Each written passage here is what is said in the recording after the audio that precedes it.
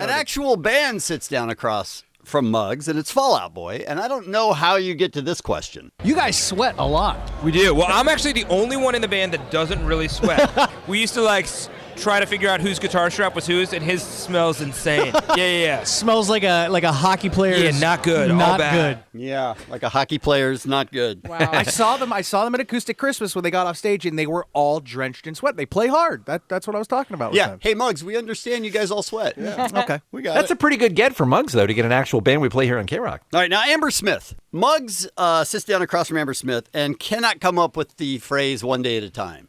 Yeah. I mean, it's addiction. How besides going, the rehab path, I'm sure every day is a continuing process of rehabilitation, right? Oh, you should be a counselor. You should work in a rehab. I'm inspired.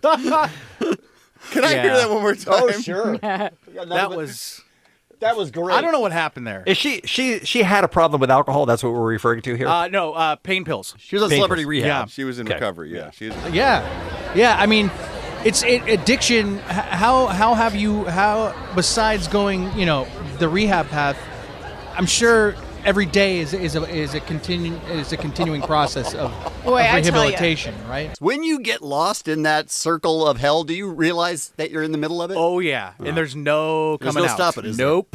I love when he starts with the lectures. Addiction. As if he's in the beginning. He's in front of the classroom. Right. So now he's still sitting across from Amber Smith, and he continues to talk about himself. I don't think I'm a codependent, but I definitely have forms of. I have an addictive personality, I think, when it comes to substances. Right. And Dr. Drew would shun me for that, I feel. Yeah. And I've learned to cope with it. I actually have anxiety disorder. Yes, Bad. you do. Bad. And that's how I think I tend to turn to substances to kind of cope with that. But Is there?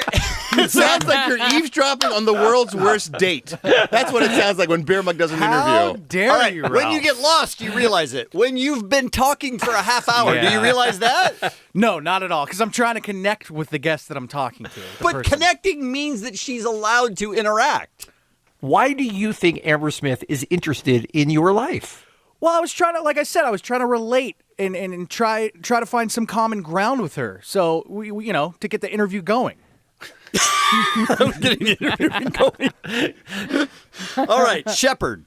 They're the guys that have Geronimo. Oh, yeah, sure. Big hit. Sit down across from Muggs. how'd you learn bass, Emma? Did you get a manual on how to play bass? Because that's how, Sid Vicious from the Sex Pistols? He doesn't give her a unbelievable. How did you learn bass? Because Let me tell you a story about the Sex Pistols. He literally one night went into a hotel room, got a how to play bass manual, got drunk, and learned how to play bass. Did you do that too? No. What do you think the odds are, Beer Mug? What do you think the odds are? Let me just give me a number that you think she also got a manual, went into a hotel, and got drunk, and that's how she learned how to play bass. Probably about 5,000 to 1. Well, it was worth a shot. now here's where Muggs takes it even a step further, because now Muggs isn't just talking about Muggs. He's talking about Muggs' friend Randy. Now, how'd you guys write Geronimo? Because that song is so awesome and catchy. My buddy Randy, that's his favorite song. He actually, because I hear it a lot working at the radio station, but when I'm, hanging out on the weekend, that's all my buddy Randy plays is Geronimo.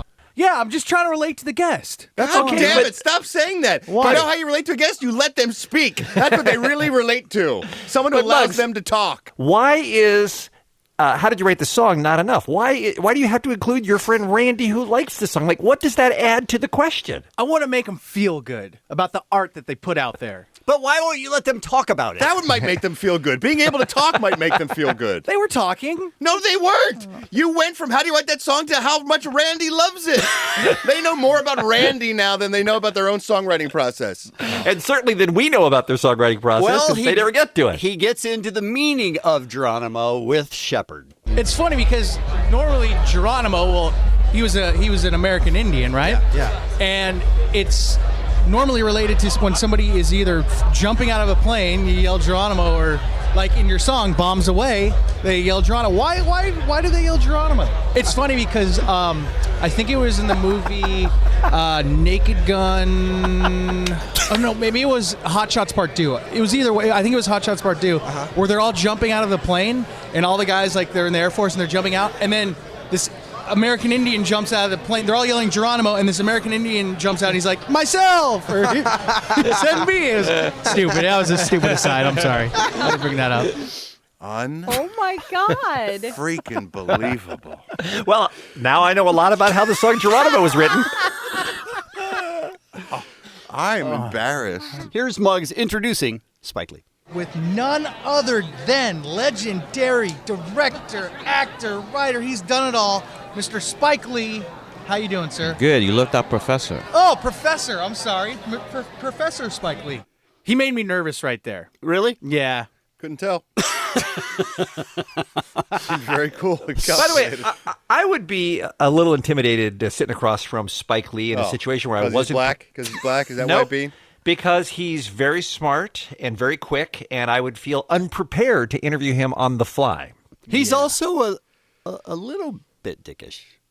He can be. He certainly can be. He was So- cool to me, but I was still nervous in his That's presence. because you're black. So he's doing a movie called The Sweet Blood of Jesus, which is a remake, and Muggs asked him about that. So you guys reinterpreted it. That's not even a word. Contemporary version. Contemporary version. Right. Ganja and Hess. Right. You reinterpreted it. Reinterpreted. That's it, right? And then Muggs has a very good grasp on the info. The film is about addiction. In particular, people who are addicted to blood. Like drinking, like ingesting blood? They need it to live. Wow. Wow. So like that's how they get their But- their nutrition? Yes. It's an African tribe? No, this takes place in Manhattan, Oh, in Manhattan. Brooklyn, and Martha's Vineyard. Oh, okay. So so tell me like how this story is this based on real life? No, You can hear him getting annoyed. All the blood drinking people, all the ones that we know, we hang out with. Finally, someone's telling their story. Beer mug. Well, they're called vampires. Why did you guess Africa? I thought I was the bio that I had. Oh, you right just before he scanned sat it or down, I whatever? scanned it, and I for And some you reason saw Africa? I saw African tribe. I You thought saw African American, and you no, saw no, maybe no, has something to do with Africa. no. I literally thought it was about an African tribe. But So you made that up now, looking back on it, though. That just I- is something you just invented. I don't know. I actually have to look at the paper again. I don't know why I said that. Spike got up and walked away, didn't he? Yeah, he didn't like me too much after that. He didn't like it from the beginning. Is that the end of Spike? Yeah, that's the end. of That was it? Yeah. How did I do? Really Fantastic. well. Are you really kidding me? well? Can't wait to send you back. Standing O!